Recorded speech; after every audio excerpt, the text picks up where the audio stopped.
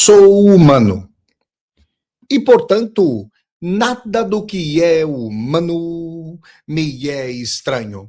Assim falava o poeta e dramaturgo romano Terêncio, e assim falo eu, Flávio Ricardo Vassoler, escritor, professor, youtuber, nômade, fiel como os pássaros migratórios, fundador da Universidade Virtual do Vassoler e apresentador do programa Filosofia do Cotidiano na TV 247.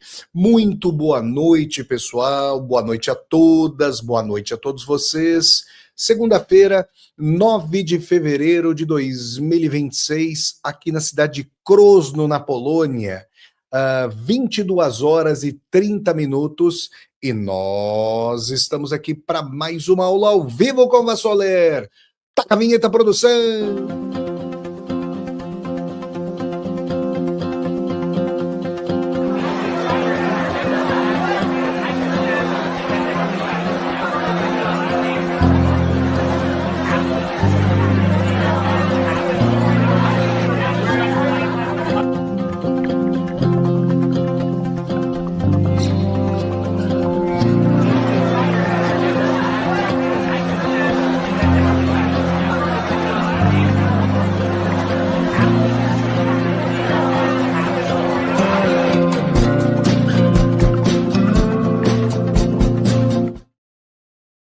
Bom, gente, vamos lá, vamos começar aqui mais uma aula ao vivo com o Vassoler, e eu quero falar de um tema estarrecedor, né? Todo mundo está sabendo aí dos arquivos do condenado por abuso sexual, por tráfico humano, e também falecido, né? Jeffrey Epstein, um bilionário estadunidense, cujos arquivos vêm revelando o modus operandi da elite econômica mundial, né? Um niilismo completo. E eu quero fazer um panorama sobre por que o poder perverte, partindo ali do Calígula, imperador romano.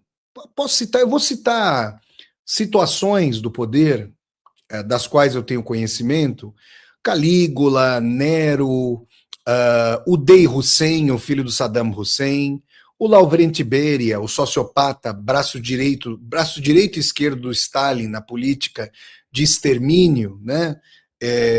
Um pervertido completo, no pior dos sentidos, tá, gente?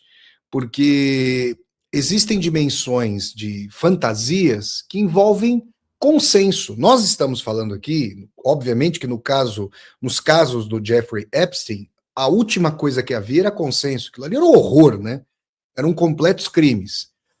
Existem casas de sadomasoquismo, as pessoas vão até lá, consensualmente participam de jogos eróticos, de fantasia, aí é uma outra história. Aqui a gente está falando de crimes. E por que o poder perverte? Por que isso é tão recorrente? Por que é que aquilo que o Epstein está revelando, quando nós olhamos para o panorama histórico, não é de maneira nenhuma algo desviante? É a regra mesma do poder. O poder perverte, deforma.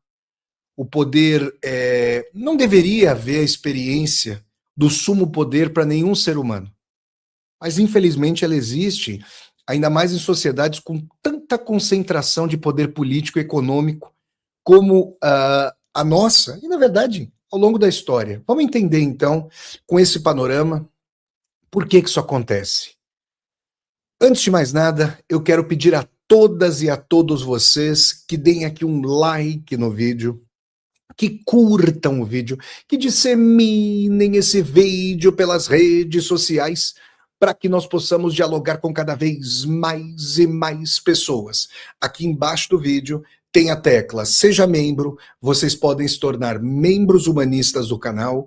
Tem também a tecla Valeu, para vocês poderem fazer uma contribuição financeira.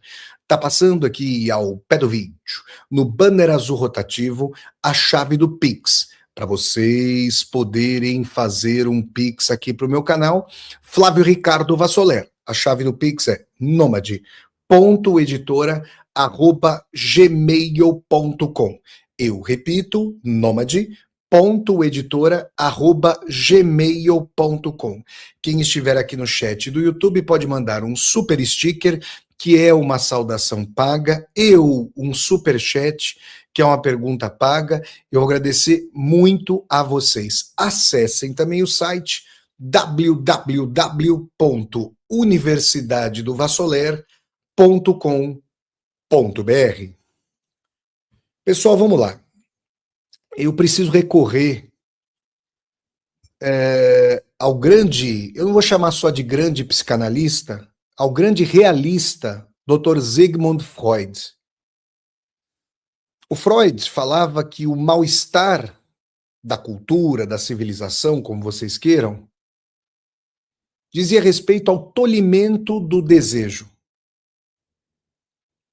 Para vivermos em sociedade, precisamos ter os desejos castrados, tolhidos. Do contrário, uma pessoa passa por cima da outra. Se a gente for pensar nesse preciso sentido, as relações de amizade, casamentos não se mantêm porque, em primeira e última instâncias, as vontades estão colidindo a cada momento. Seja no sabor de pizza que vai ser pedido no sábado à noite, seja para onde se vai viajar, seja se vai comprar casa ou não se vai comprar casa, e aí por aí vai, gente. As vontades estão colidindo.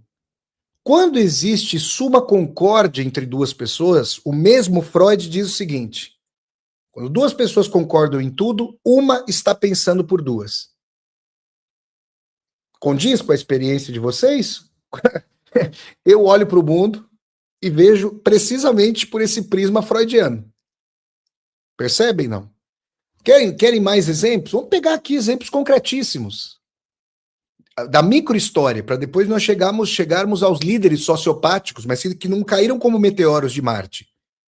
Eles são pessoas entre nós. Têm um poder a que a maioria de nós jamais vai chegar. Aliás, para nossa sorte. Porque a experiência do poder ali, gente, é uma experiência que deforma completamente a pessoa, de modo que ela já não se reconhece. Mas não vamos chegar até lá. Tem lá o irmão mais velho. Nasce o irmãozinho mais novo. Se a mãe e o pai deixarem, o que muitas vezes o irmãozinho mais velho vai fazer com o irmão mais novo? Vai jogar do berço. Vai querer bater. Porque a atenção está dividida. Sim ou não? Condiz? Eventualmente muita gente aqui fez isso com o irmão mais novo. Condiz ou não com o que vocês veem da vida? Aí o que o pai e a mãe conscientes e dignos vão fazer? Pode parar aqui, eles vão cortar as asinhas, falar, aqui não, João, sai para lá, jacaré, aqui você para, não pode ir adiante. E esse não, essa frustração, que gera ódio, gera raiva, gera birra, gera choro, esse não é muito mais importante do que os sims contumazes. Aliás, os pais que superprotegem, que mimam, estão preparando aí verdadeiros sociopatas, né? Narcisistas, sociopatas, como Donald Trump, Jeffrey Epstein, essas figuras sociopáticas que estão aí no comando econômico e político do mundo. Econômico-político, né? Percebem? Então, gente, é o seguinte, para que as pessoas possam conviver das relações mais singelas, de escolha, de amizade. Ninguém é coagido a ser amigo de alguém. Você escolhe ser amigo ou amiga de alguém. Você escolhe estar casado ou não com alguém. Certo? Você não escolhe seus familiares. Mas você escolhe... familiares biológicos, não, né? Eu, por exemplo, tive o meu pai, João Olavo, que é meu pai biológico, o segundo marido da minha mãe, meu pai Tadeu, que me criou desde um aninho. Hoje o Código Civil o chama de pai afetivo. É meu pai. Nunca o chamei senão de pai. Jamais diria que meu pai Tadeu é meu padrasto. Aliás, isso não existe para mim. Talvez uma criança que comece a ser criada com 10 anos, aí tudo bem, já cresceu, já está maior. Eu tinha um aninho. Eu tenho mais lembranças. Como eu sempre vivi com meu pai Tadeu, eu convivi mais com ele do que com meu pai João Olavo, com quem eu nunca vivi na mesma casa, né? Só para dizer para vocês, né? Pois bem, tudo isso colocado aqui para vocês, importante, o que falta para os sumamente poderosos? Como é a experiência do poder no limite? Dos CEOs, dos manda-chuvas do Estado, dos manda-chuvas de bancos e assim por diante. O que acontece? O Maquiavel fala no Príncipe sobre a solidão do poder. E parece uma coisa esdrúxula, inusitada. Como assim solidão do poder? Uma vez, gente, muitos anos atrás, 21 anos atrás, mais de 21 anos atrás, em janeiro de 2005, minha irmã, uma moça com quem eu estava ficando e um amigo meu, fomos ao Morumbi e a gente foi ver um jogo do Corinthians. Eu não sei se era um jogo do Corinthians e do Santos pelo Campeonato Paulista. O fato é que a gente foi lá ver um jogo do Coringão, né? E a gente estava na arquibancada do Morumbi. De repente a moça com quem eu estava ficando apontou para o campo, viu o Geraldo Alckmin, né? Que na época era governador de São Paulo, hoje é vice-presidente, na época era governador do estado de São Paulo. E ela fez uma observação inteligente, da qual eu nunca me esqueci. Falou, Flávio, olha ali, ó. Você está reparando em alguma coisa? Eu falei, o quê? Ela virou para mim e falou assim, olha lá o cordão de puxa-sacos. Aí eu falei, cada vez aumenta mais, né? Que é aquela dita, o cordão dos puxa-sacos cada vez aumenta mais. Porque o governador estava lá, gente, e tinha um secto de pessoas o seguindo, bajulando, querendo ficar, parece mariposa ao redor da lâmpada, querendo ficar perto do pote de mel do poder. Aí vocês vão falar, mas então como é que é esse negócio de solidão do poder? O Maquiavel tá delirando. Antes tivesse, gente. Antes estivesse. A Bíblia nihilista desse mundo, o código, quem que aprendeu o que é o nihilismo e o que é a dinâmica do poder sob o jugo do nihilismo tem que ler O Príncipe de Maquiavel. Uma das obras mais poderosas que já foram escritas nesse mundo. Já houve até curso da Universidade Virtual do Vassoler no ano passado, em 2025, sobre Nicolau Maquiavel. Por que a solidão? Então vamos lá. Eu tenho amigos e amigas. Existe alguma relação de hierarquia entre mim e os meus amigos e amigas? Absolutamente nenhuma. Eu não me vejo como melhor do que eles e elas, nem penso eu que eles e elas se vejam como superiores a mim. Não se trata disso. Eu não sou amigo de alguém para tirar braço de ferro. Isso significa que não há nenhum melindre em que eu digo o que eu penso, em que as pessoas digam o que pensam para mim. Claro, gente, que a gente tem que tomar cuidado. Na mesma chave freudiana, da castração, do tolimento, não só do desejo, mas da delicadeza, do caráter cordato, da etiqueta, né? Nem tudo se diz para uma pessoa, e mesmo que seja necessário dizer uma verdade dolorosa, até para ajudar e salvar a pessoa, dizer uma coisa que ela não vê, e se você é amigo, eu acho que isso é muito importante, tem que tomar cuidado, gente, tem que achar uma medida, um sentido, um prumo, tem que usar um termômetro, né, para saber, às vezes a pessoa não suporta, gente, saber de uma coisa tal. Mas o fato é, eu não penso em me relacionar com os demais, primeiro, para ser melhor do que os demais, e isso, sobretudo, na minha esfera privada, hein? Eu estou preocupado em fazer o meu trabalho na minha esfera pública, no meu trabalho. Não estou preocupado em ser melhor do que os demais. E esse é o motivo pelo qual, quando me pedem aqui para fazer react, para falar, quando trazem fofoca, por isso que já pararam de trazer fofoca, porque sabem que aqui não tem ladainha, não tem reprodução de fofoca. Eu estou preocupado em fazer o meu trabalho. Eu não estou preocupado se fulano disse aquilo e falar mal do fulano, porque as pessoas gostam de ver o circo pegando fogo, né? E gostam de fazer o leve trás da fofoca. A tricotagem, não é isso? Com todo respeito às pessoas que tricotam. Inclusive, minha avó era uma grande tricoteira. Tricotava para valer. Mas estou preocupado em fazer o meu trabalho. Isso significa que quando eu falo com alguém, eu procuro ser, dentro das minhas capacidades e possibilidades, sincero, honesto, e jamais instrumentalizo um amigo, uma amiga. Né? Eu estou ali, é uma relação franca, a gente se encontra porque a gente se gosta, a gente se fala porque a gente se gosta. É assim que acontece no poder, não? Imagina só. Pessoa, ela se vê como a primeira e a última bolachas do pacote. Ela acha que a sua trajetória que a levou ao cume financeiro, econômico, político, a tornou missionada por Deus, em quem ela sequer acredita. Ela mesma se acha Deus. Então, essa pessoa, cuja posição é invejada por todos, mas a que ela galgou, começa a querer que os outros a referendem sua trajetória, façam eco do seu poder. E como as pessoas de fato dependem desse cume hierárquico para ter seus cargos, para conseguir aumento, para conseguir uma posição mais forte, para viabilizar um desejo, sei lá, o diabo a quatro, para posarem na foto, ó, amigo meu, hein? Amigo meu, hein? Percebem, não? As pessoas começam a dizer para o poderoso aquilo que elas interpretam que ele queira ouvir. E, por sua vez, embriagado consigo mesmo, o poderoso só ouve aquilo que ele quer ouvir. Essa é a solidão do poder. É um isolamento entre o eu concreto e a idealização de si, que muitas vezes coincide com o eu concreto, e faz até com que o eu concreto seja inimigo de si mesmo, inimigo da sua idealização.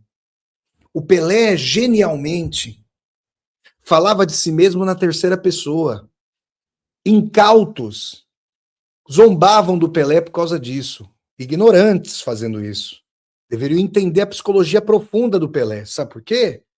Sabe quem é o maior inimigo do Pelé? O Edson. E não o Edson é inimigo do Pelé. Na verdade, o Pelé é inimigo do Edson, porque quem vai ficar depois do Pelé é a carcaça do Edson Arantes do Nascimento, que já faleceu.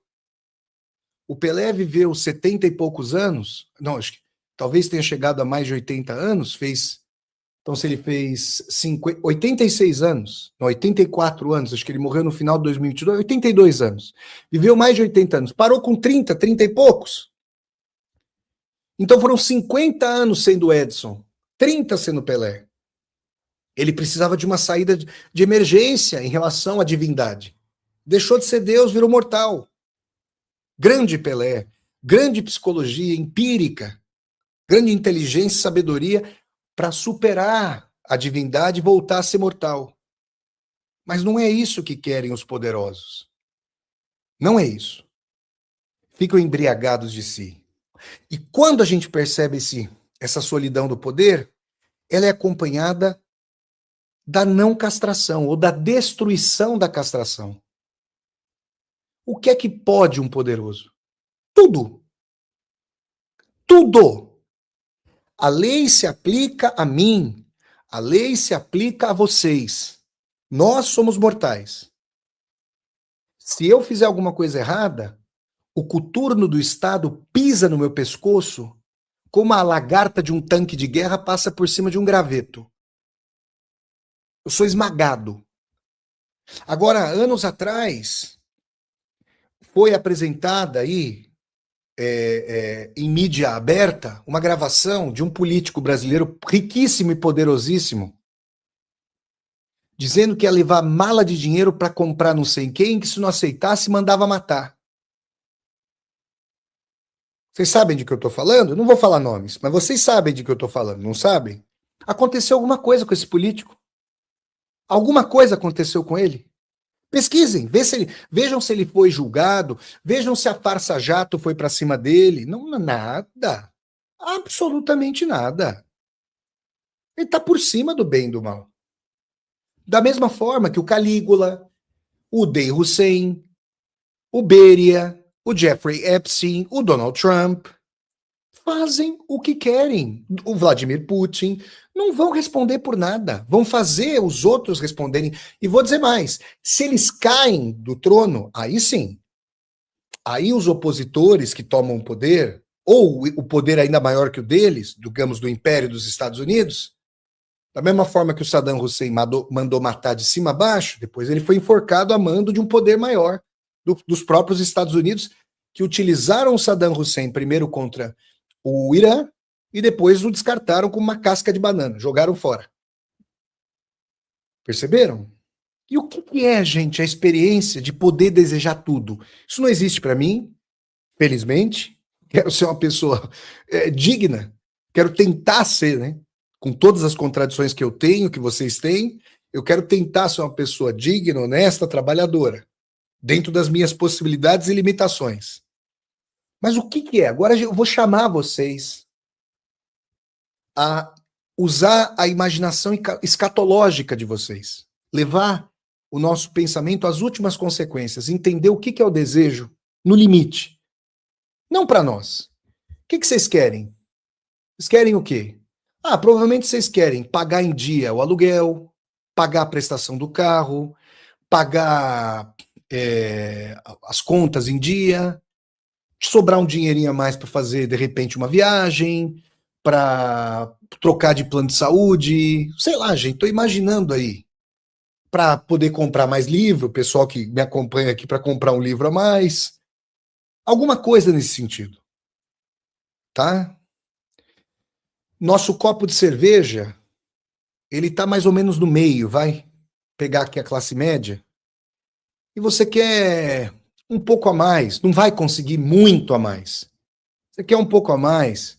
Se você já tem um pouco mais de idade, você quer se aposentar com dignidade, se você teve a boa fortuna de fazer parte de uma geração que ainda pôde se aposentar, ou ainda pode se aposentar, porque a nova não vai, nunca mais.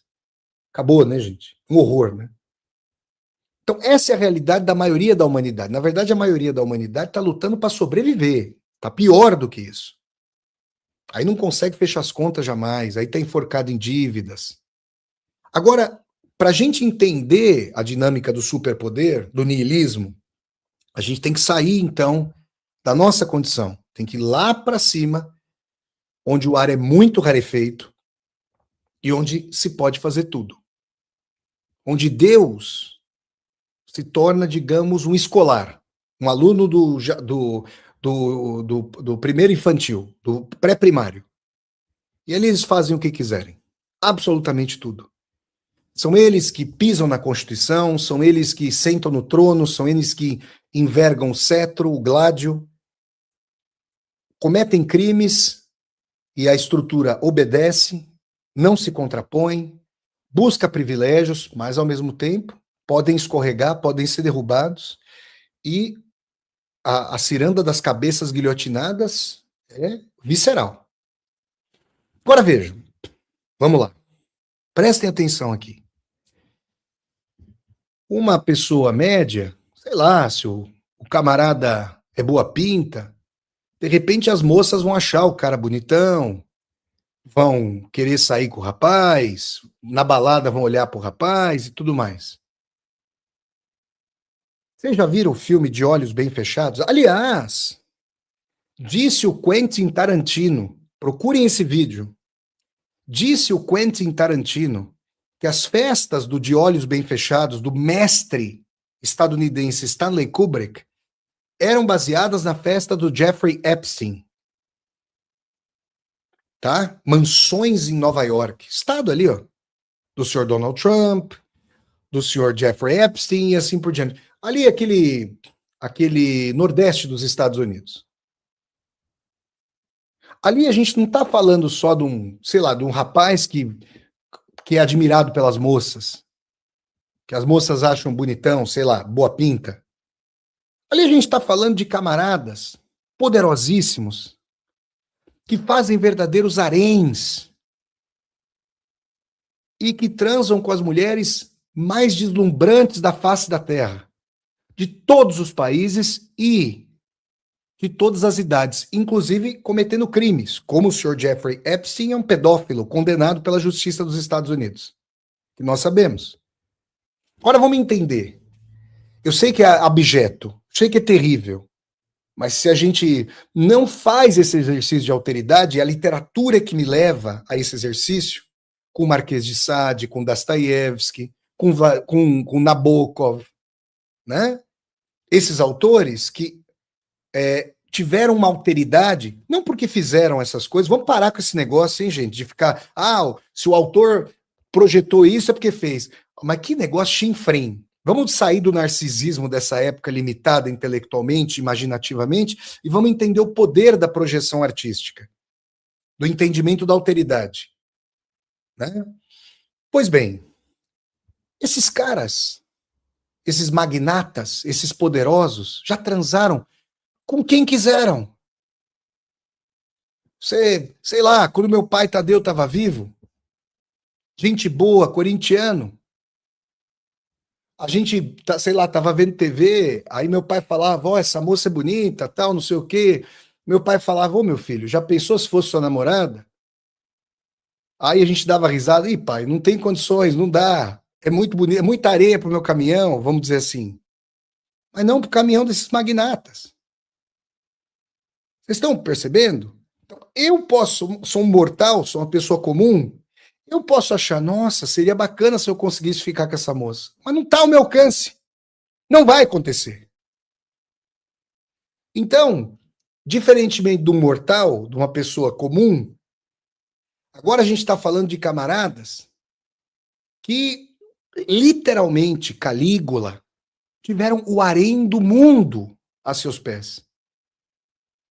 E aí eles não desejam, sei lá, uma moça mais bonita, uma situação sexual mais tresloucada. Já fizeram tudo, absolutamente tudo. Então o copo de cerveja está transbordante e quando cai aquela gotinha, começa a vazar o copo, estoura o copo. É desse desejo que já não consegue se alimentar de si mesmo, que transbordou, que nasce a ruptura das rupturas. O desejo de um Nero, não se sabe factualmente se ele mandou queimar Roma de fato, mas eu fico pensando o seguinte, o que faltava para um Nero? Não morrer, sobreviver à própria Roma. Pisar sobre as cinzas de Roma e dizer, eu sobrevivi à cidade eterna, sou eu eterno. Calígula fazia, como é que é o negócio? Zoofilia. Coloque aí no Google, quem não souber o que é isso. Cavalos para participar das orgias. Deus que me perdoe. O Dei Saddam Hussein, esse criminoso, filho do Saddam Hussein, e o Lavrent Beria, outro criminoso, aliado do sociopata Joseph Stalin, fascista de esquerda, né? O Dei Hussein e o Lavrent Beria mandavam seus capangas transitar com seus carros de Estado por Bagdá, capital do Iraque, e por Moscou, capital da antiga União Soviética, para coagir mocinhas. Essas mocinhas que o Jeffrey Epstein convidava para suas festas,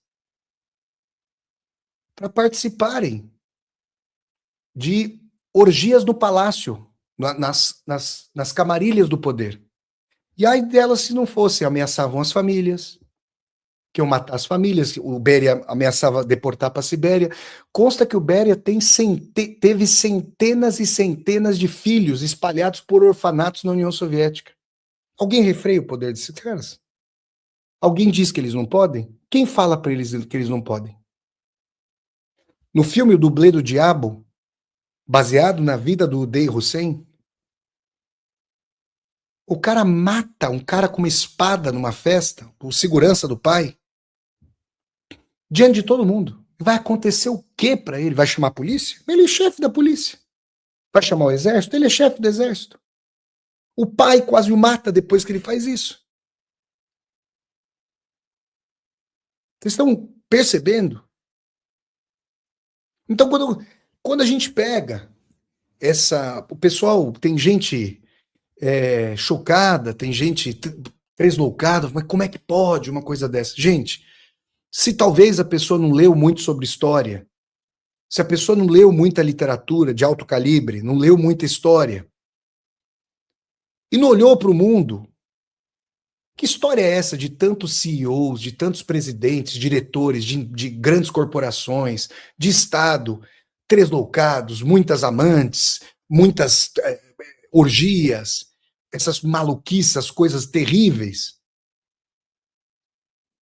galgaram um cume e a partir dali sentiram o niilismo tangível. Eles podem fazer tudo o que desejam e não há mais limites castradores. Para nós sempre vai haver, para eles não.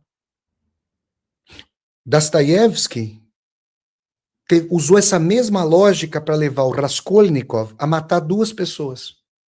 Aliás, todas essas pessoas são assassinas. Calígula, Trump, Jeffrey Epstein. Todas mataram. Todas. Beria, Uday Saddam Hussein. Quer dizer, homicídio, todo tipo de transgressão, né? Todo tipo de transgressão, toda. É por isso que o poder perverte. Vamos pegar aqui a etimologia do termo perversão, saindo aí da carga, digamos, mais moralista, indo até a etimologia. Verter, eu verto algo, aliás, no sentido sexual é até verter, digamos, o sêmen. Perverter significa verter de uma maneira outra, deformada, desviada, com transgressão. E, sobretudo, pisando sobre o outro, silenciando, calando, usando hierarquia, humilhando. Você vê acúmulos. Pessoas que só sentem, digamos, desejo com a humilhação do outro, com a subordinação, que deixam de desejar, digamos, o sexo regular e vão para os píncaros. E aqui eu volto a dizer, né? Não estou falando de situações consensuais. Existem pessoas que podem ter fantasias sadomasoquistas. E se essas pessoas consentem no que está acontecendo, gente, aí é a seara dessas pessoas. Não entro nesse mérito. Aqui a gente está falando de barbaridades, atrocidades. Aqui a gente está falando de sumo poder contra quem não tem nada. Pessoas sequestradas, tráfico humano. Sabe o que é Jeffrey Epstein? Coloquem Deep Web. Coloquem na Deep Web. Esse criminoso. Mais um. Aquele ator que foi casado com a Ashton Kutcher, que foi casado com a Demi Moore, ator lá dos Estados Unidos. Ele tinha uma ONG, até onde eu sei, me corrijam se eu estiver enganado, mas eu vi um depoimento dele uma vez. Ele tinha uma ONG que era uma ONG de ajuda a combater os crimes da Deep Web. O que é a Deep Web? Foi criada lá como inferno da internet, como Deep Web, subsolo da internet, para os Estados Unidos esconderem seus muitos crimes. Para o Departamento de Estado, CIA, esconderem arquivos lá, virtuais. Mas hoje virou um verdadeiro sexto círculo do inferno do Dante Alighieri. Porque por ali você tem, Deus o livre, eu nunca entrei nesse lixo. Deus que me perdoe. Deus que me livre. Mas já conversei com pessoas que entendem do mundo computacional que me contaram. Não vou falar quem foi. E nem essas pessoas entraram. Tô fora, hein, gente?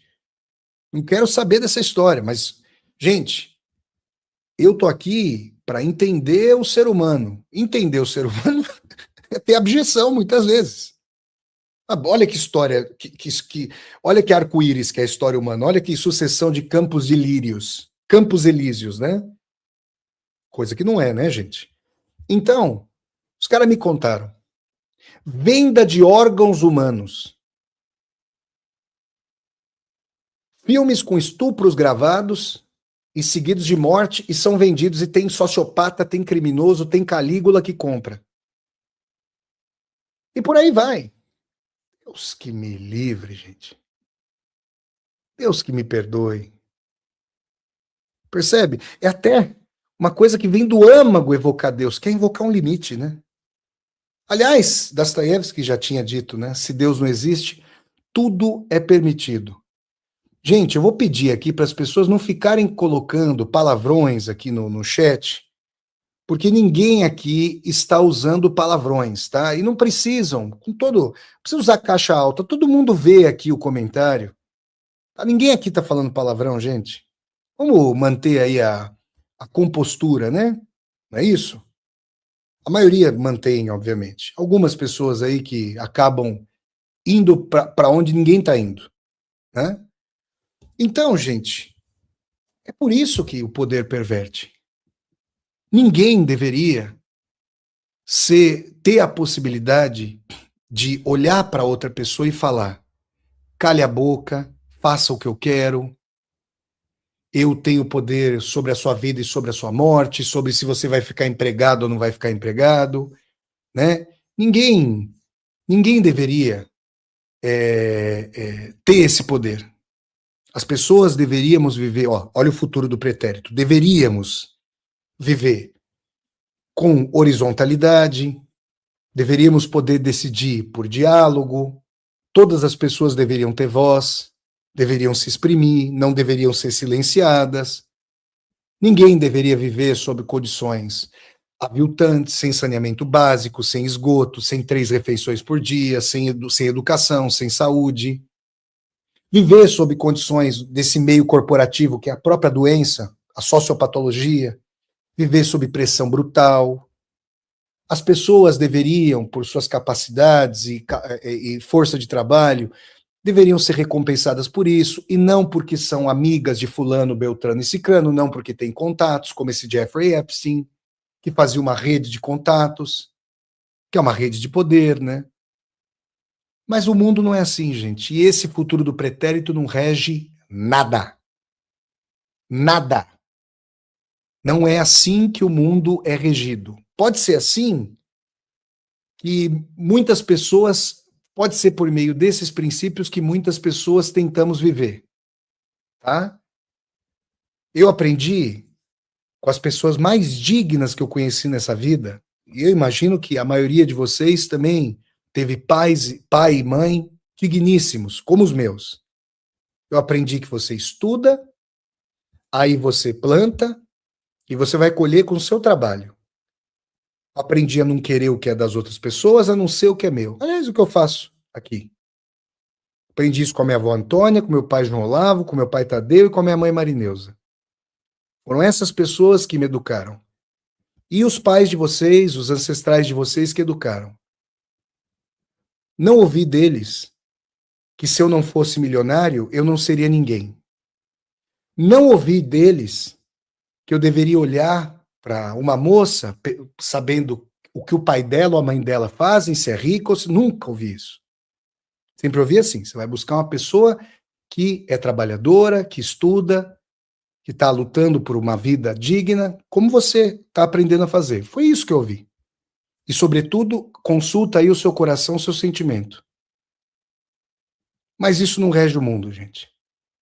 Quando a gente olha para os casamentos dos de cima, tudo conluio. Aumentar fortuna, aumentar poder. E aí é que é a coisa, né? Você não pode confiar em ninguém. Você vai julgar os outros por você mesmo. Eu já conversei com algumas pessoas, e nas aulas eu falo muito sobre isso. Sabe aquela pessoa que é ciumenta contumaz, que olha para outra pessoa e fala: você estava fazendo isso, você estava fazendo aquilo, seja um homem, seja uma mulher. Vocês podem ter certeza que se a pessoa está projetando esse ciúme contumaz, ela deve no cartório. Então, se essa pessoa do superpoder instrumentaliza todos os demais, não consegue ouvir senão aquilo que quer ouvir, e realiza tudo o que quer realizar sem qualquer refriamento, o que tende a acontecer, no limite, é que essa pessoa projete no outro aquilo que ela mesma é, e sobretudo naqueles poucos pares que podem querer o seu lugar no trono. Não tem paz, não consegue dormir, se desenvolve uma paranoia brutal. Vê inimigo debaixo da cama. Vigia, quem vigia para ela é vigiado. Desconfia do pai, da mãe. Vejam, tem aquele quadro famoso do Ilya Repin, grande pintor russo. Está lá na Galeria Tretiakov, em Moscou. Ivan o Terrível, Ivan IV, com o seu filho Ivan no colo. E aí vocês falam assim, como assim, Vassolé? O pai Ivan está boca aberto, ensanguentado, urrando. Mas o rei Ivan está com cetro na mão e foi ele que esmagou a cabeça do próprio filho, que, segundo sua paranoia, ou talvez estava mesmo, conspirando para tomar o seu trono. Que horror! Esse é um dos grandes quadros da história humana, sintetizando boa parte da dinâmica do poder. Que esses sociopatas passem por isso, quer que eu diga uma coisa para vocês? É bem feito. O problema, não estou desejando a morte de ninguém, mas esses sociopatas, o problema é o seguinte, é que esses sociopatas mandam as listas de arregimentação militar para nos pegar, para nos mandar para a guerra como buchas de canhão, passam por cima das nossas casas, alagam cidades inteiras, investem, tiram dinheiro daqui, põem lá como se fosse um cassino, banco imobiliário, mas deixam um sistema de saúde sem remédio na farmácia popular. É isso que eles fazem. Percebe? E quais as consequências para essas pessoas? Nenhuma. Se caírem do poder, aí é toda. Aí vão passar por cima deles como a lagarta do tanque de guerra passa por cima do graveto. Mas caem. Tem famílias, gente. Tem famílias aqui na Europa que estão no poder desde a época do Martinho Lutero.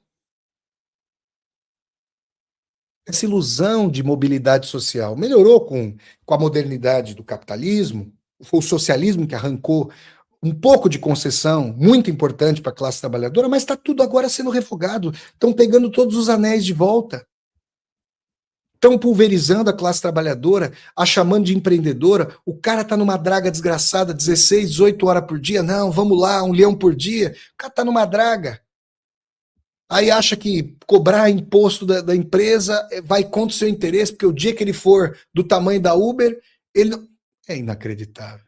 Não precisa não precisa de direita com um precarizado pensando assim. Ele mesmo já está abduzido. Então agora a gente vê essa história. Mobilidade? Que mobilidade? Então, gente, essa é a minha explanação para vocês, é a forma como eu vejo essa situação. É de enojar. Hoje eu estava aqui em Krosno, na Polônia, fui almoçar, né? Fui até um café, um restaurante barra café simpático por aqui, e estava vendo aí um vídeo assistindo a um vídeo interessante do canal Novara Media, e também no Glenn Greenwald, jornalista estadunidense que morou no Brasil durante muitos anos, falando sobre essa questão dos arquivos Epstein e tudo mais. E aí eu fiquei refletindo, eu falei, olha, esse é um tema importante que eu acho relevante para uma aula no meu canal do YouTube, Flávio Ricardo Vassoler. Marquês de Sade, 120 dias de Sodoma. Olha, as orgias do Epstein não eram muito diferentes do Marquês de Sade. E é bem possível que ele tenha lido o Marquês de Sade. É possível. Esse não era um descerebrado, diferentemente do Donald Trump, que esse aí não leu nem bula de remédio, né? Não leu nem, sei lá, ele não lê nem os panfletos com 10 palavras de vocabulário das empresas dele. Agora, o Epstein pode ser que fosse bem uma inteligência voltada para a destruição, né? Como vocês estão vendo. Aliás, o Vladimir Putin, não é isso? Tá aí, ó. Pega a capivara de mortes. Deus o livre. Meu Deus do céu. Falar da capivara de morte de presidente dos Estados Unidos e do Vladimir Putin, presidente da Rússia, tá de brincadeira. Mas então, 120 dias de Sodoma, Marquês de Sade. Os caras fazem lá Vão para um castelo e vão fazer uma orgia. Fazem até a constituição da orgia, o que pode e o que não pode. Na verdade, os grandes transgressores da nobreza lá faziam o que queriam. E, aliás, o Sade falando isso não estava falando mais do que acontecia naqueles palácios da aristocracia francesa. Não só francesa. Se as paredes do Palácio de Versalhes falassem, meu Deus do céu. Pois, em certo momento, um camarada que está... Eu não vou descrever com as palavras do Marquês de Sade. Leiam 120 Dias de Sodoma. Depois assistam ao filme do Pier Paolo Pasolini, do Pedro Paulo Pasolini, para vocês verem o que é aquilo. O cara tá fazendo sexo com uma moça. A moça tá numa... Como é que eu vou falar isso? Bom, o cara está penetrando a moça por um dos orifícios. Ele pega uma espingarda, vocês imaginam, no outro. E na hora do orgasmo, puxa o gatilho. Vocês... Essa associação pode parecer esdrúxula. Olhem para a história, olhem para a história. É esdrúxula? É chicote, é espancamento, é estupro, é tráfico humano, é pedofilia, é uso de violência contumaz. O que o Sade fez? Até o termo sádico tem associação, né, com o apelido, com o Marquês de Sade. O que ele fez? Ele sintetizou essa fusão entre poder e desejo, até as últimas consequências. O cara mata quando goza. E na falocracia, nessa dimensão altamente patriarcal, brutal, dessa noção de ser homem como algo violento, brutal, ali você tem a subordinação, digamos, do feminino, uma tragédia, obviamente, e a sua aniquilação. Porque não tem mais o que esse criminoso que fez isso desejar. Foi até as últimas consequências, deseja no limite, na transgressão, e não na civilização. Não consegue nem mais aferir, nem mais contabilizar na lógica do capital, na lógica mercantil, do fetiche da mercadoria, do acúmulo sobre o acúmulo, não consegue mais realizar um desejo, ou se excitar, senão na desumanização, na desconfiguração, no referendamento do seu próprio poder contra outrem, sobre e contra outrem. Leiam, gente. E olhem para a história, pessoal. Por que as Nações Unidas dizem que o crime de estupro é um crime de guerra? Tantas e tantas e tantas vezes esse horror aconteceu ao longo das guerras. E aconteceu recentemente. Para a história, 30 anos não são nada. Lá em Sarajevo, na antiga Iugoslávia, vários crimes de estupro. Até aquela grande autora croata, Slavenka Drakulic, escreveu livros a esse respeito. Leiam os livros da Slavenka Drakulic. Que horror, hein, gente? Uma vez, gente, eu estava conversando com um camarada que se dizia socialista. Talvez o fosse. A gente discutindo, né? E eu citando para ele os crimes do stalinismo, o Lavrenti Beria, que eu citei nessa aula, o cara vira para mim e fala assim, prestem, não vou falar quem é esse cara, jamais vou falar quem é. O que interessa é a ideia. A pessoa não interessa, não estou aqui malhando Judas. Estou aqui para falar das ideias. O cara virou para mim e falou assim, meu, você está falando aí do Beria? Até na própria coluna Prestes, vocês se lembram da coluna Prestes? Luiz Carlos Prestes, antigo tenente do oficial do Exército Brasileiro, creio que chegou, não sei se foi capitão, fato era, um oficial do Exército Brasileiro, O Prestes tinha liderado a revolução, a revolta tenentista contra a República Velha nas primeiras décadas do século XX, e antes da Revolução de 30 do Vargas, e depois foi o líder da Coluna Prestes, vários militares que se moviam pelo Brasil e arregimentavam populares insatisfeitos com o horror da corrupção e da desigualdade social no Brasil, e transitaram pelo Brasil e não foram derrotados pelas Forças Armadas brasileiras. Deram combate e venciam. E esse historiador com quem eu estava conversando me disse o seguinte: olha, até a Coluna Prestes se fez um movimento emancipatório. Ele não falou do Luiz Carlos Prestes, hein? Ele está falando de membros da coluna que haviam cometido crimes e abusos. Aí o cara vira para mim e fala assim: ah, você deixa um punhado de homens com armas, vai dar M, ele falou. Falou assim para mim. Aí eu falei: escuta, você tá me dizendo isso? Tô. E você é libertário? Se você pensa isso da condição humana, de onde vai vir essa liberdade, essa emancipação que você espera? Ou você espera da boca para fora? Vocês ouviram? Se tiver um bando de homem amado, com poder irrefreado, ele disse exatamente o que está vindo à tona. Só que ele queria um mundo melhor. Da onde vai vir esse mundo? Se o cara pega em arma, acha que pode fazer o que quiser e redunda em sentir o superpoder e passar como um rolo compressor sobre os demais. Eu gostaria que experiências assim jamais acontecessem, jamais fossem possíveis e que as pessoas não conhecessem do cume da Torre de Babel. Mas algumas conhecem e na guerra não poucas conhecem. Percebem, não? Então, gente, eu sei que é um tema tórrido, né? Uma coisa horrorosa, terrível. Talvez muitas pessoas, né, não conheçam essas histórias. Que bom, né? Por outro lado, gente, né, que bom, verdade, essas histórias são absolutamente tórridas.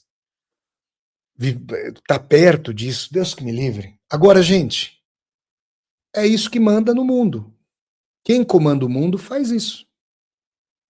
Quem manda mesmo, quem tem efetivo poder. Eu não estou falando só da cúpula de Estado, eu estou falando de cúpula de grandes empresas. Até um chefete, às vezes, de repartiçãozinha, de repartiçãozinha de quinta categoria, pode ser um chefete fazendo um monte de diabruras. Mas quem está lá em cima, nos cumes mais rarefeitos, quem nunca soube o que é a vida real da maioria da humanidade, quem sempre olhou para as outras pessoas de cima, de muito acima para baixo, quem acha que os outros estão ali para servi-lo, essas pessoas, gente, não tem refreamento. Por que vocês acham que o Trump quer mais? Como é que foi a educação dele? Não foi, né, gente? Foi um secto de pessoas servindo e ele nunca entendeu o que é refrear-se. Se puxassem a capivara desse criminoso, desse gangster, meu Deus do céu. Vocês acham que começou agora como presidente?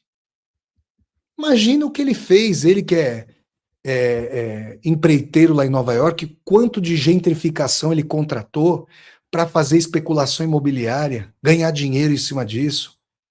O The New York Times está sendo processado pelo Trump, um processo bilionário, mostrou que o Donald Trump ficou 7,5 bilhões de dólares mais rico na presidência agora, nesses 2 anos aí de presidência, só negociatas. Só negociatas. Eu vejo esses defensores da família tradicional, é para rir e chorar, né? É rir para não chorar realmente. Porque você vê esses defensores da família. Uma vez, gente, vocês não vão acreditar nessa, vou contar essa para vocês. Vocês vão.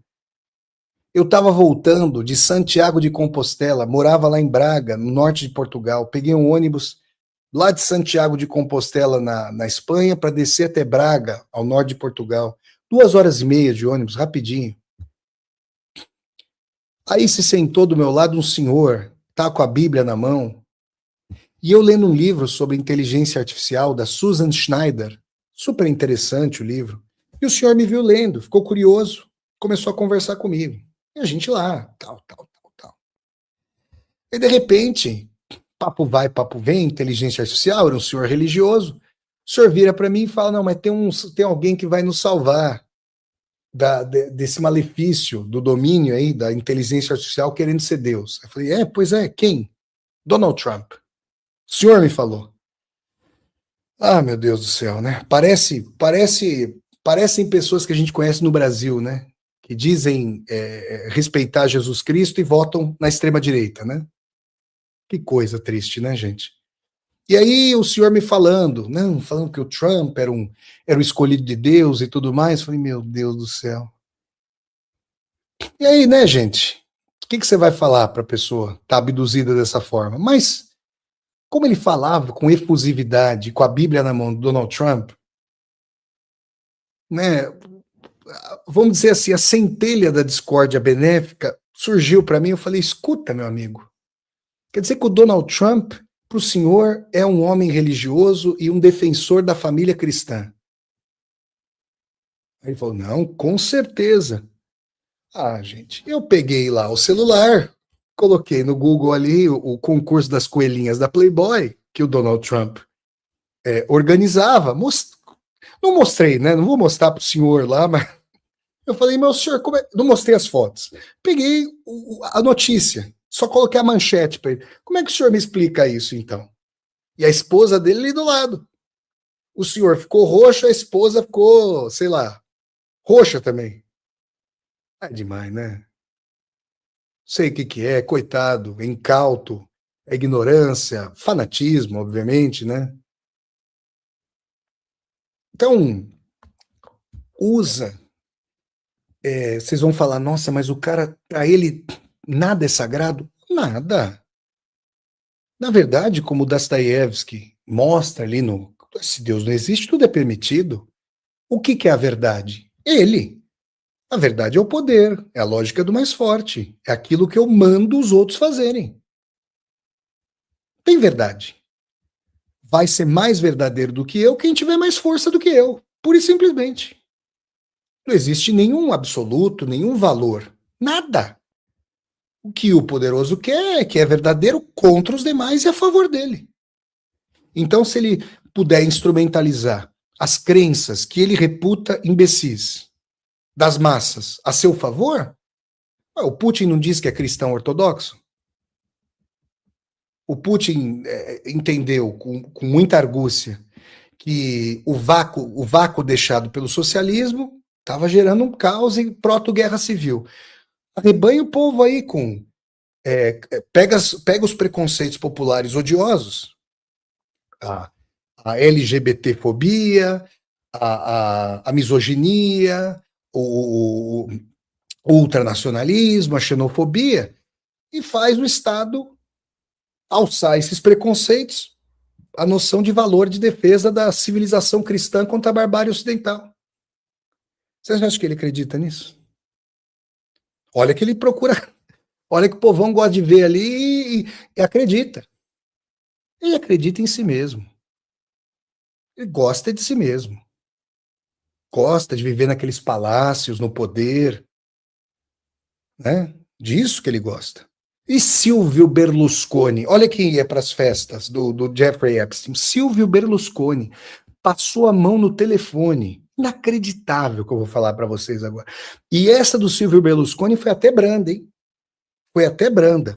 Presidente do Milan, dono da Rai, foi dono da Rai, canal TV italiano, presidente do Milan, Silvio Berlusconi, fez o que quis na vida. Grande amigo de Vladimir Putin. Grande amigo de Vladimir Putin. Olha, tem gente aqui que está admirando, está batendo palma para o Putin. Tem gente que está batendo palma. Maravilha. As pessoas, o dogmatismo, gente, o fanatismo é uma coisa inacreditável, né? Silvio Berlusconi passou a mão no telefone e ligou para uma delegacia na Itália. Sabe o que ele pediu? Que uma moça marroquina, acho que de 18 anos, que participava das festas dele, fosse liberta. Não sei se a moça tinha sido pega com drogas, não sei o que aconteceu direito. O fato é que ele caiu por causa disso. Isso é corrupção, gente. Como é que você está usando o seu poder, o seu cargo, para aliviar uma pessoa que foi enquadrada? Então você está passando por cima da lei, mas ele caiu porque perdeu poder, não porque a lei ia ser aplicada. Porque houve alguma independência entre executivo e judiciário e o chefe do judiciário tinha alguma independência para investigar. Porque senão, gente, sabe quando ele ia cair por isso? Nunca. Mas isso é o que de mais brando ele fez, tá? É o que de mais brando. Isso não é nada perto do que verdadeiramente fez. Nada. Isso aí, se a gente pegar a intensidade da capivara, o tamanho da capivara, isso aí não implicou mal diretamente para ninguém. Não matou ninguém, não desviou ninguém. Quer dizer, cometeu corrupção. Perceberam, gente? Terrível, né?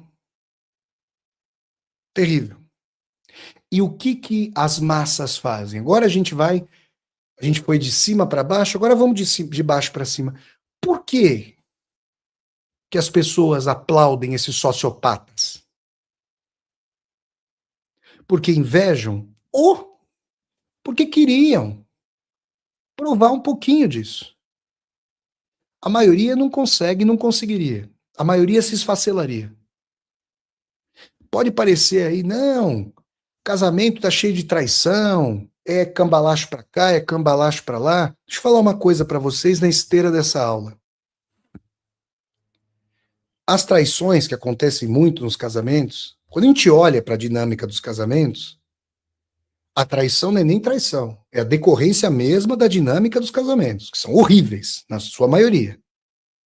Mas é o seguinte, a hipocrisia pressuposta às traições é algo importante para que o camarada, a pessoa que transgrediu, que traiu, volte depois para aquela máscara, aquele baile de máscaras. Porque a pessoa, na verdade, não conseguiria ficar nesse mundo em que ela pode fazer o que quer, em que ela transgride e transgride. A pessoa precisa do muro, precisa da baliza, precisa da risca, a maioria de nós. Você fica nas vertigens, você começa a se alimentar do nada, você vive o caos. A maioria não vai viver isso. Aliás, felizmente. Porque sabe quando vive? Na guerra. Aí, as pessoas pequenas, normais, a maioria de nós, de arma na mão, de faca na cintura, arma no coldre, coturno, armados, partisãs ou não, tropas regulares ou não, Deus que me perdoe. Ali, não é à toa que você vê Estados Unidos, Rússia, Diaba 4, vão lá e pegam quem para participar das suas guerras? Criminosos condenados. E falam assim, se forem lá, se ajudarem o grande Estado, as suas penas estão comutadas, estão perdoadas. Podem ir lá e façam o que vocês quiserem. Vai, Diaba 4. Vocês sabem o que o Putin e o Zelensky estavam ali nas negociações Rússia e Ucrânia? Ó, se formos chegar a negociações, o que a Ucrânia fez em Odessa, crime de guerra, e o que a Rússia fez em Bucha, crime de guerra, vamos passar a régua. Deixa para trás, ficou para trás. E quem fez isso? Foi o Zelensky? Foi o Putin? Eles mandaram. Mas foram aquelas pessoas que o enfermeiro, o eletricista, o encanador, o professor, o advogado, o mecânico, que foram lá para a guerra, gente. E foram submetidas a essas condições. Quem acha que só... Não. São esses sociopatas. Eles estão sozinhos. Eles são os deformados. As pessoas... Nós somos da Terra, essas pessoas são de Marte. Deve ser um alívio pensar assim. Mas essa ignorância tem um preço muito alto. É o preço da história humana. Quando eu vejo a imbecilidade de Hollywood falar que o Hitler era sociopata, louco, e que a culpa é dele, eu tremo de medo. Porque, como a história nos ensina, como a Hannah Arendt, lá no seu livro Eichmann em Jerusalém, nos ensinou, não foi um camarada babando na gravata, com caninos de Drácula e gengiva sangrante, que contribuiu sobremaneira para perpetrar o Holocausto contra os judeus europeus, contra a população cigana aqui na Europa, contra os prisioneiros de guerra poloneses, soviéticos, pessoas testemunhas de Jeová e pessoas homoafetivas. Foi o Eichmann. O Eichmann dava beijinho na testa da esposa antes de sair para trabalhar. Passava a mão na cabecinha da filha. Capaz que fazia até o pelo sinal. A Arendt falou da banalidade do mal.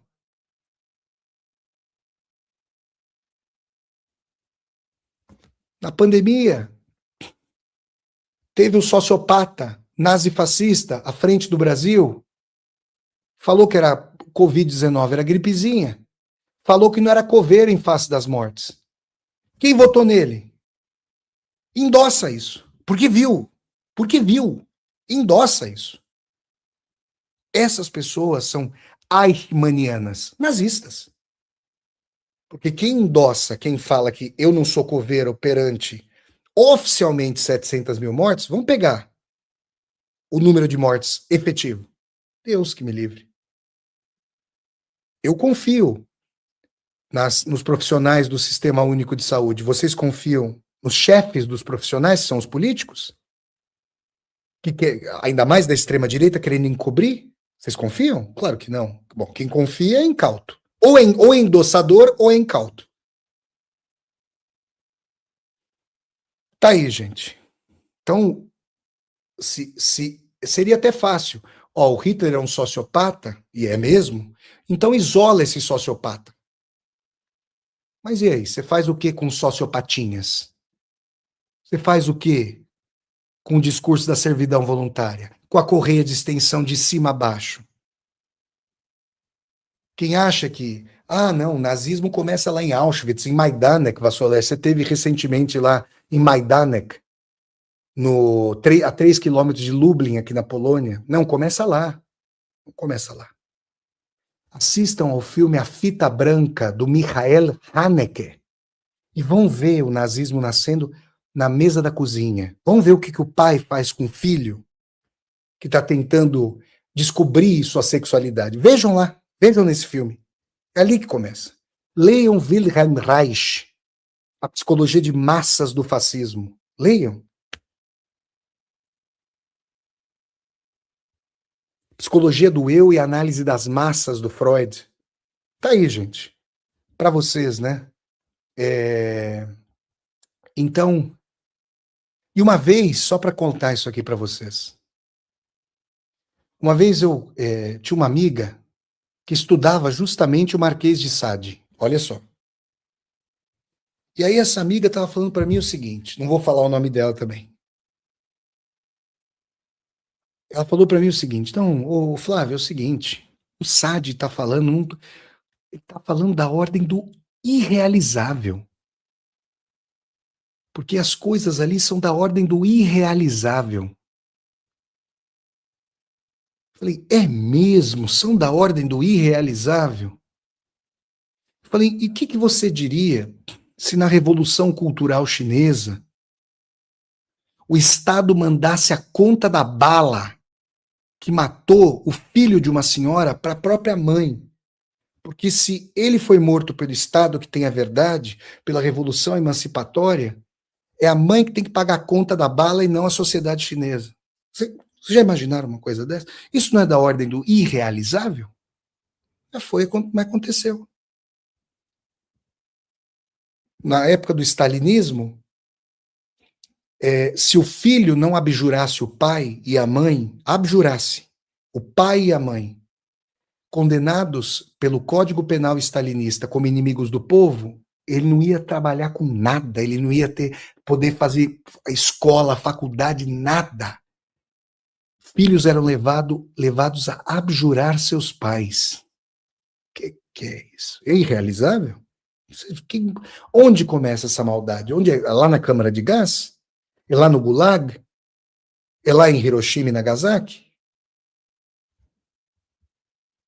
Tá aí então, gente. É um tema candente, né? Odiento e que nos dá muito o que pensar e parece uma coisa descolada da vida. Mas quem vai para a guerra? É verdade, muitos são coagidos. Eu só iria para um campo de batalha com uma baioneta. Olha, não, bom, não tem como dizer, gente. Mas só se me batessem, só se me coagissem. Agora, não tem voluntários? Não tem os patriotários? Os patriotários que vão lá, se voluntariam? Ah, não tem, gente? E aí, pessoal? Percebe? Não, gente. O buraco é muito mais embaixo. É fácil falar, ó, as pessoas que experimentam, vamos chamar aqui do fruto proibido do poder, proibido para a maioria de nós. E que bom, porque aí tem vida em sociedade minimamente. Minimamente. Já é um horror com limites, imagine sem limites. Aí acabou, né? Aí é o campo de batalha, que tende a ter limite enquanto há paridade de forças. Quando você tem um ponto chegando a uma cidade, como assistam ao filme Iti Ismatri, Vai e Veja, do Ellen Klimov. O que os criminosos nazistas faziam nas vilas bielorrussas? 600. Chegavam com lança-chamas e queimavam as pessoas. As unidades, os Einsatzgruppen, as unidades móveis da SS nazista, queimavam as pessoas. Assistam ao filme, vocês vão ver.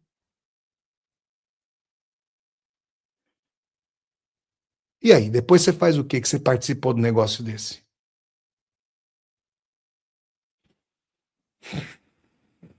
Meu Deus do céu, né? E eu termino contando uma história. Não, bom, vou contar essa história. Terrível essa história. Muitos e muitos e muitos anos atrás, não vou falar quando, jamais, eu namorava uma moça cuja irmã namorava um rapaz, cujo irmão era no batalhão aí de uma polícia de certo estado, não vou falar de qual estado. Aliás, não precisa nem falar, né? Tá tão disseminado aí pelo Brasil que infelizmente poderia ser de vários estados, né? O pessoal sabe em que estado eu moro, né? Então pode deduzir. Mas de qualquer maneira, então vou retomar o fio da meada.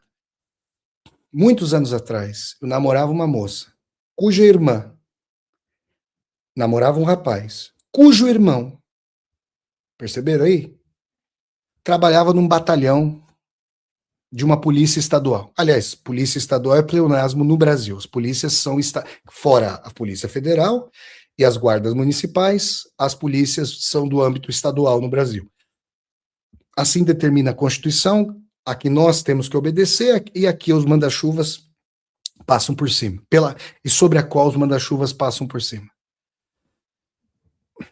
E uma vez, gente, tava numa festa, era um sábado à noite, tava lá a rapaziada tomando uns beer nights, e de repente a gente ouve chegar uma moto violenta, um ronco violento, e toda a rapaziada foi lá querer ver a motoca. Nossa senhora! E o pessoal vem na moto e não sei o que, não sei o que lá, e o cara tinha chegado do trabalho. E, né, não pode usar farda na rua, porque vocês sabem que tem uma organização criminosa que mata policiais. Faz conluio também, né? Faz muito conluio. Mas mata. Se pegar o cara com a farda, inclusive com a farda escondida, mata. O cara chegou, né? Tirou o jaquetão de couro da moto.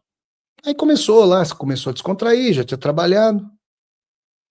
Tava todo mundo tomando. E uma hora, eu, o namorado da irmã da minha namorada e o irmão dele, estávamos nós três ali conversando. E, gente, você vai ouvindo as histórias, né?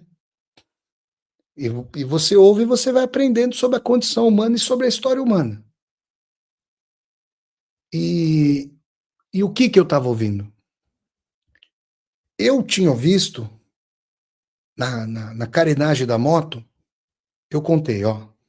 1, 2, 3, 4, 5, 6, 7, 8. Não se cansem, contem comigo.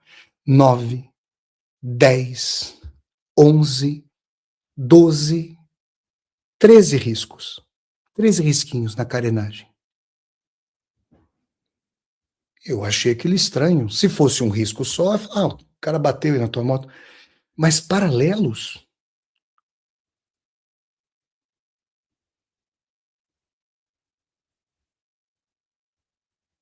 O que é isso, meu amigo? O cara puxou um canivete suíço do bolso. Já era estranha aquela moto para aquele cara, né? Por aí vocês pensam aí, né? Eu não tô falando nada, hein?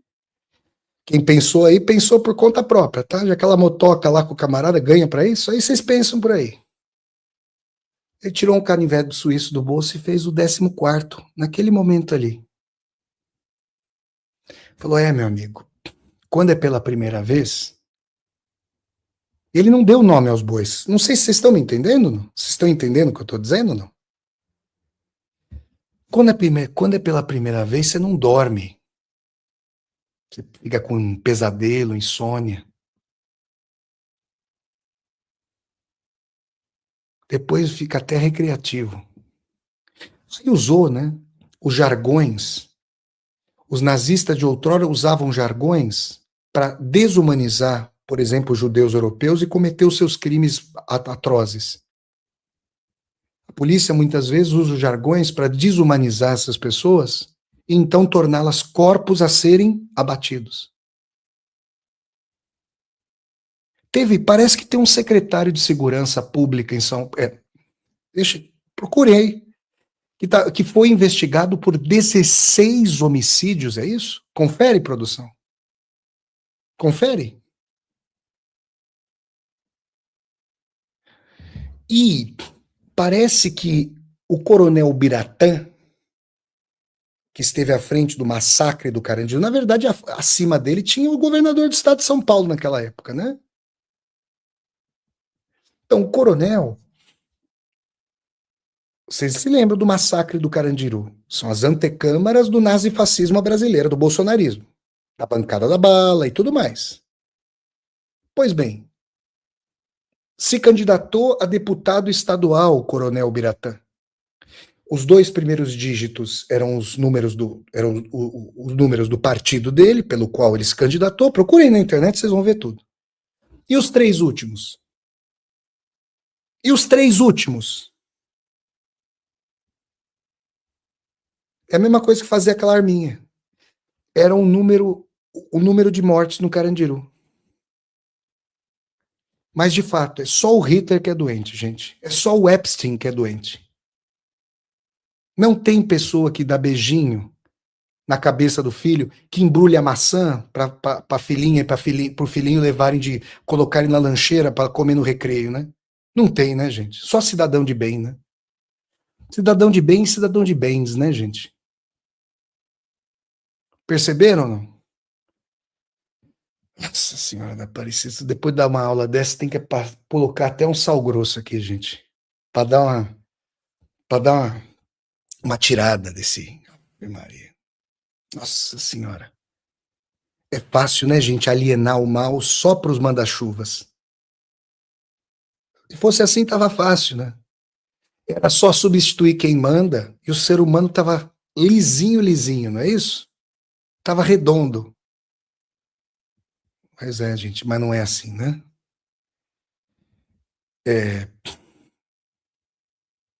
O pessoal falando aí que teve o Marx Vale Carvalho falando que um cunhado dele, já falecido, foi preso à época do golpe. Está se referindo aí à tentativa de golpe, creio eu, do 8 de janeiro, né? Gente, que coisa, hein? Que coisa. Tá aí, gente. Então tá aí. Então tá aí essa aula. Não achem vocês que é fácil ministrar uma aula dessa, não. Estou até cansado fisicamente. É doloroso ministrar uma aula dessa. Um querido aluno meu, José Pimentel, aliás, um grande abraço para ele. Aliás, vou dar aula para ele daqui a pouquinho. Faz aulas particulares aí comigo também, um grande abraço para ele. Outro dia a gente falando, não sobre isso exatamente, mas sobre um tema correlato, o José falou, trouxe à tona um argumento perfeito. Perfeito. Falou assim, ô Flávio, realmente, Trump, Putin, são sociopatas, tudo mais. Mas quem executa as ordens, isso é um batalhão, lá de cima a baixo.